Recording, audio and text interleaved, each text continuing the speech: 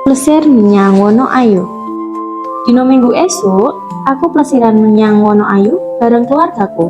Aku lunga bareng bopo, ibu lan adikku nalika sekolah bayi.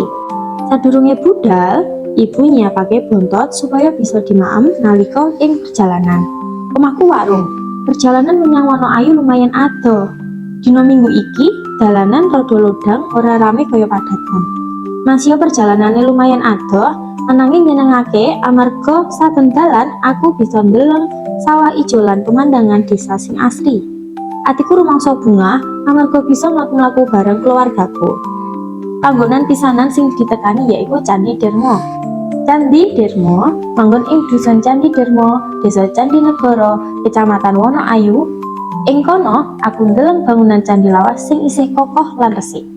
Bapak nerangake yen candi iku tilaran sejarah zaman kerajaan Majapahit.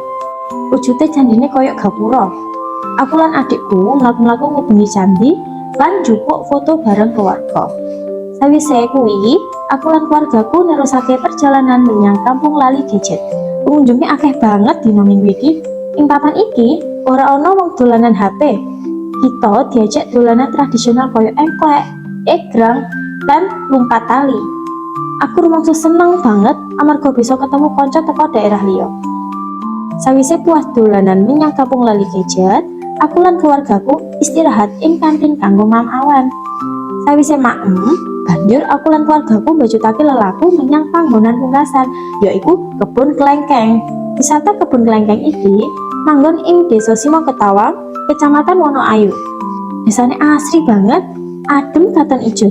Ternyata para tani uga petugase njlentrehake carane ngopeni wit klengkeng supaya bisa woh sing apik. Aku uga diijini ngicipi woh klengkeng sing rasane legi lan seger. Saka plesiran menyang Wonoayu iki, akeh banget pengalaman sing nyenengake lan migunani.